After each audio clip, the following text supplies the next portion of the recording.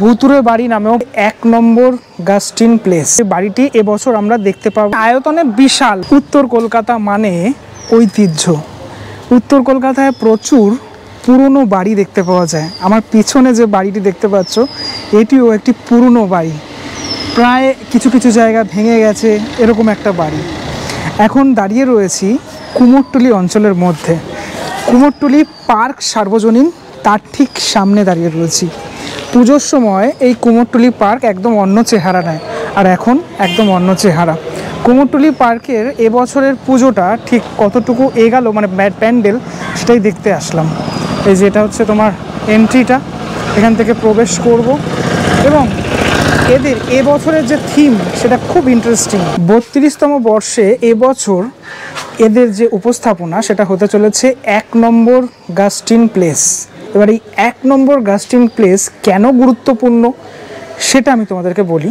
Actually Gastin place Kolkata 1, ঠিক আছে, pin code Kolkata 1, যেখান থেকে কলকাতার শুরু বলা যেতে পারে। সেখানে 5টা বাড়ি ছিল। 5টা বাড়ির মধ্যে 5 নম্বর যে বাড়িটা, ঠিক আছে, সে বাড়িটি একদম গা লাগোয়া 1 নম্বর বাড়ি, যেটা 1 নম্বর গাস্টিন প্লেস যেটা বলা হয়েছে, সেই বাড়ির সাথেই জড়িয়ে রয়েছে এবছরের প্যান্ডেলের ইতিহাস। এই 1 নম্বর গাস্টিন প্লেসের যে বাড়িটি, সেই বাড়িটি এবছর আমরা দেখতে পাবো এই পুজোর থিমে। 1 নম্বর গাস্টিন প্লেস, এবার তোমাদেরকে বলি, যেখান থেকে আকাশবাণী ভবনের শুরু হয়েছিল, যেখান থেকে বীরেন্দ্র কৃষ্ণ ভদ্রের মহিষাসুর মর্দিনী প্রথম মানে ব্রডকাস্ট করা হয়েছিল। বেতার ছিল তখন, বেতার। আমরা জানি যে রেডিওর যুগ সেটা অনেক আগেকার যুগ, ঠিক আছে, মানে সেই রেডিওর প্রথম দিক থেকে একদম রেডিও যখন আমরা শুনতাম, সে তখনকার যে চিত্রটা সেটাই কিন্তু এবছর ধরা পড়বে কুমোরটুলি পার্ক সার্বজনীনে। যদিও আমি তোমাদেরকে বলি 22শে জুন, মানে 2024-এর 22শে জুন এই বাড়িটা যেটা মানে তৈরি করা হচ্ছে আর কি, সেটা আগুনে পুড়ে যায়। তো এই অনেক ইতিহাস জড়িয়ে রয়েছে যে বাড়িকে নিয়ে দুর্গা পুজোর ইতিহাস জড়িয়ে রয়েছে। সেই বাড়ি এবছর আমরা দেখতে পারবো এখানে। মাঠটা ইতিমধ্যে এরকম অবস্থা, মানে তোমার কাদা, বৃষ্টি পড়ছে, যেহেতু মানুষজন আসে ছবি তুলতে। পুজোর আগে তারা আসেন, মানে অনেকে আসেন ছবি তোলার জন্য। অনেক বড় একটা স্ট্রাকচার করা হয়েছে, যেহেতু বাড়ি, মানে এই বাড়িগুলো আমি তোমাদেরকে দেখাই। এই যে পুরনো বাড়িটা, যেটা নতুনভাবে সংস্কারও করা হয়েছে এখানে এই দিকটাতে, তারই কিন্তু বরাবর যেটা এই বাড়িটা, পুরনো বাড়িটা করা হচ্ছে। এই গাস্টিন প্লেসের বাড়িটা ভুতুরে বাড়ি নামেও পরিচিত।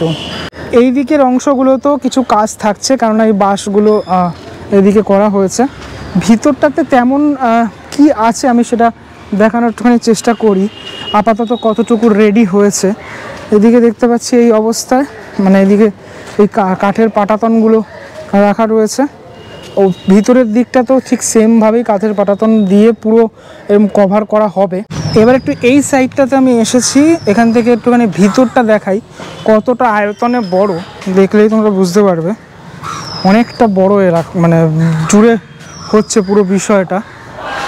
মাঝের অংশটা আবার এরকম একটা স্পেস করা হয়েছে, সম্ভবত মানুষজন, মানে এটা পুরো বড় থাকবে মনে হচ্ছে, ঠিক আছে, এরকম স্টেজ মতো করা থাকবে মানুষ যখন প্রবেশ করবেন এখানে। আরও অনেকটা টাইম যেহেতু লাগবে, তাই সবেমাত্র কাজ, মানে বাঁশের যে স্ট্রাকচারাল পার্ট সেটা কিন্তু ইতিমধ্যেই এতটুকু হয়েছে দেখা যাচ্ছে।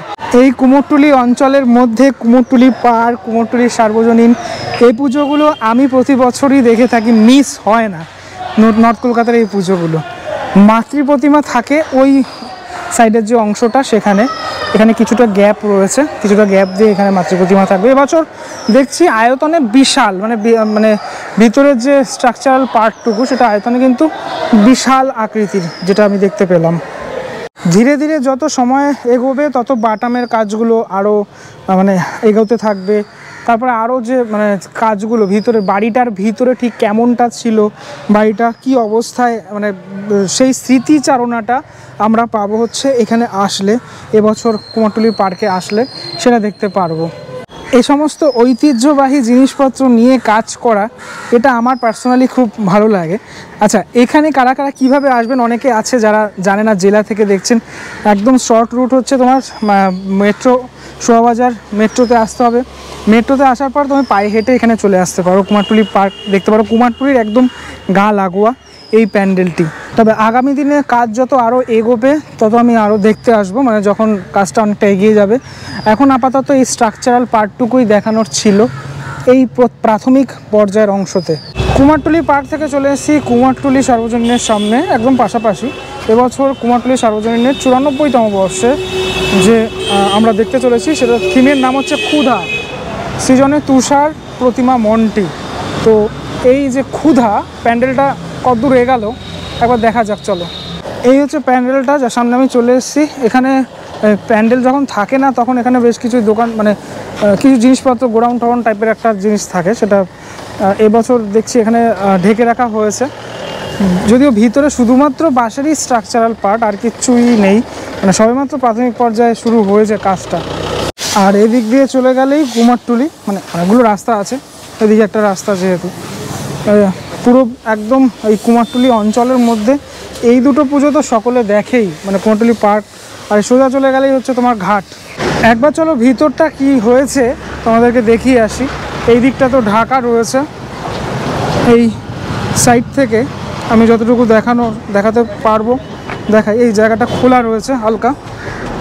তো এই হচ্ছে ভিতরের অংশটা, যেটা বললাম আমি, কিছুই সেরকম একটা তৈরি হয়নি, সবেমাত্র এই বেসটা, মানে নিচের যে স্টেজের অংশটা সেটাই তৈরি হয়েছে। এখন দেখার বিষয় এই ক্ষুধা, যেটা একটা খুব ইন্টারেস্টিং বিষয়, যার জন্য লড়াই, সেটা কিভাবে এখানে টোটাল প্রতিস্থাপন করা হয় সেটাই এখন দেখার বিষয়।